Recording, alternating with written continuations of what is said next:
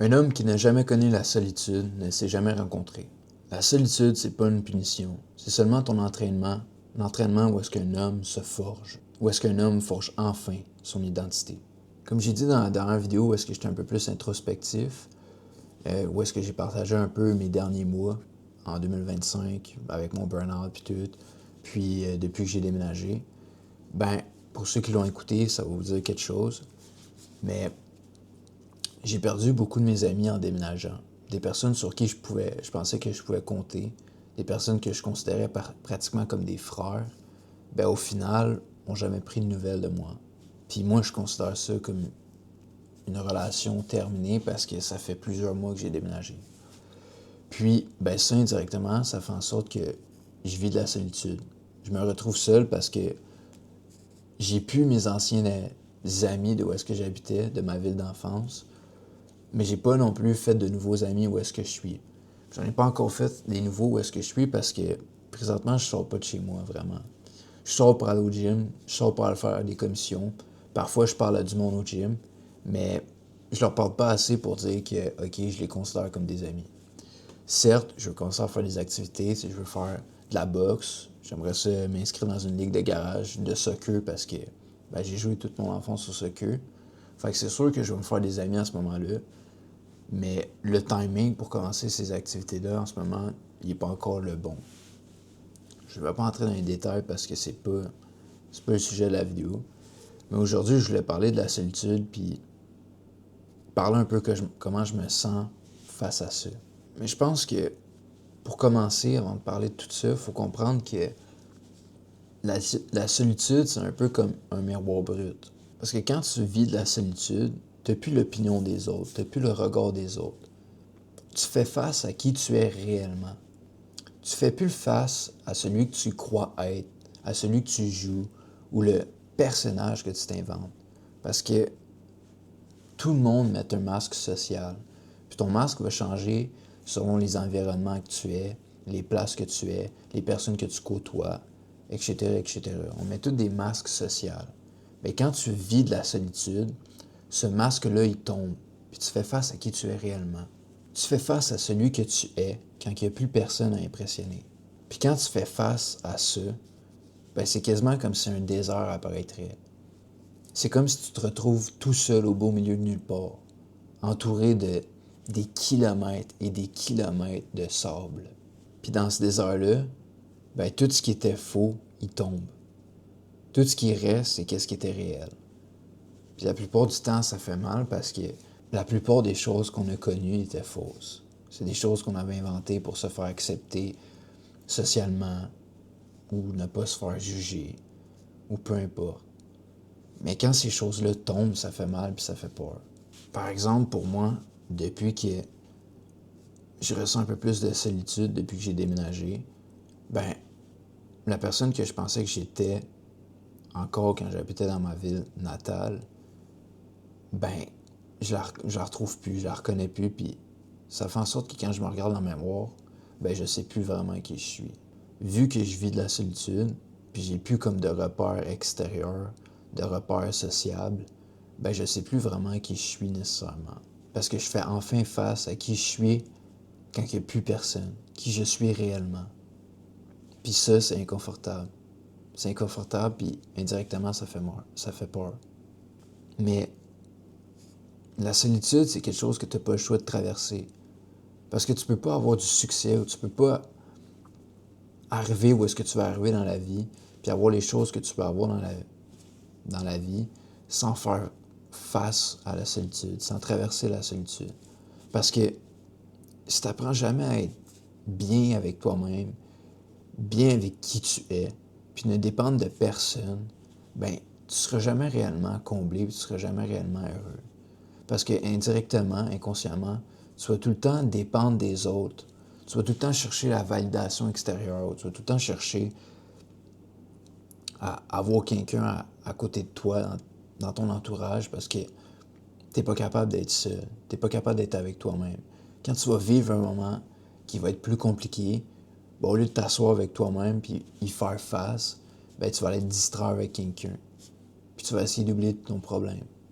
Puis ça, c'est un exemple parmi tant d'autres. Mais selon moi, dans le parcours d'un homme vers l'obtention d'un objectif, vers l'obtention d'un rêve, ben la solitude, il fait partie. Puis tu peux pas skip la solitude. Tu peux pas dire, OK, ça, je veux le faire, ça, je veux le faire, ça, je veux le faire, mais ça, je veux pas le faire. Il y a des choses sur le processus vers l'obtention d'un rêve, d'un objectif que tu peux pas ne pas faire, que tu peux pas ne pas traverser, que tu n'as pas le choix de faire face. Puis autant que c'est inconfortable, ben c'est nécessaire. C'est nécessaire parce que la solitude, c'est le moment où est-ce que tu n'as plus le choix d'être toi-même, d'être qui tu es réellement. Puis comme j'ai dit, être qui tu es réellement, c'est inconfortable. Parce que tu es familier avec les masques sociaux que tu mets. Puis les masques sociaux que tu mets, bien, ça fait en sorte que tu camoufles un peu qui tu es. Parce que tu joues un autre personnage. Mais quand ce masque-là, il tombe, puis que tu es qui réellement, ben c'est inconfortable, puis c'est pas familier. Puis pour parler un peu de mon expérience personnelle en ce moment, j'ai tellement l'impression que la solitude, c'est quelque chose de négatif, puis que ça me détruit. Mais en réalité, ça ne l'est pas. Parce qu'en ce moment, la réalité, elle fait juste tout enlever les couches de moi qui sont pas réelles, qui sont pas qui je suis réellement. La solitude arrache tout ce que je ne suis pas, pour que je puisse enfin apparaître, pour que je puisse enfin devenir qui je suis réellement, qui je veux être. À première vue, ça semble être quelque chose de négatif.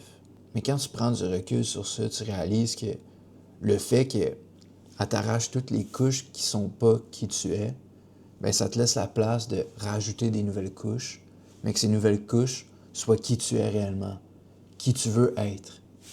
Puis c'est une opportunité qui est tellement belle, qui est tellement merveilleuse.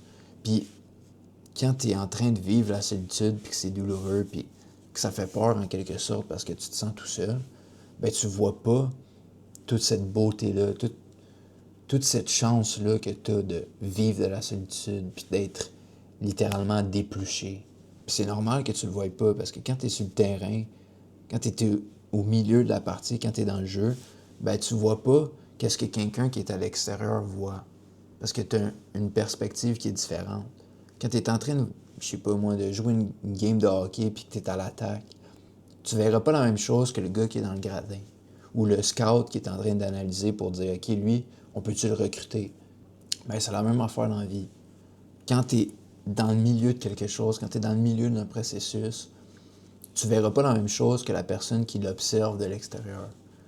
Puis, pour parler de la solitude, ben, j'ai l'impression que c'est quelque chose de tellement négatif que c'est en train de me détruire, mais en réalité, ça me détruit pas. Quelqu'un qui regarderait ça de l'extérieur dirait, bro, aie confiance, hein.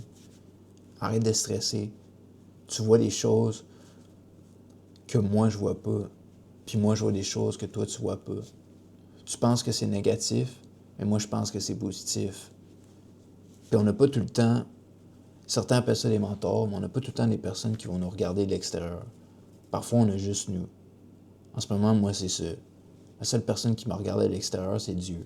Je sais pas si c'est parce que je suis encore jeune avec ma relation avec lui, mais lui parler, c'est pas comme parler à un être humain normal, on va dire. Parce que quand tu parles à un être humain, que tu as un échange avec un être humain, ben tu as des réponses directes. Mais avec Dieu, on dirait que parfois tes réponses vont venir sous forme d'intuition, mais parfois ces réponses vont venir, je sais pas moi, d'un message dans une vidéo, d'un message dans un film, d'une parole dans une musique ou whatever, genre. Pour entendre Dieu, il faut que tu sois beaucoup plus connecté à l'intérieur avec ton âme, ton intuition. Fait qu'on n'a pas tout le temps la chance d'avoir quelqu'un de l'extérieur qui peut nous dire, ben non, ce que tu fais en ce moment, c'est bien. Ce que tu traverses en ce moment, c'est pas négatif, c'est pas en train de te détruire. Puis qui voit un peu cette image-là plus grande. Puis aujourd'hui, je voulais parler de la solitude parce que, encore une fois, même quand tu la traverses, tu as l'impression que c'est négatif. Puis même quand tu vois des posts sur Internet qui parlent de la solitude, ben on parle tout le temps que c'est négatif, puis que si tu vis trop de solitude, puis que tu t'isoles, c'est néfaste. Selon moi, c'est pas néfaste. Ça peut venir de néfaste à un certain degré, mais selon moi, c'est pas néfaste parce que, comme je t'ai dit, la solitude, te permet d'enlever les couches qui ne sont pas toi. Elle te nettoie, elle te libère, puis elle te donne la chance de te reconstruire en qui tu veux être réellement. Mais oui, si tu restes trop longtemps dans la solitude, puis que tu restes volontairement dans la solitude, ben oui, sur le long terme, ça va te faire plus de mal que de bien.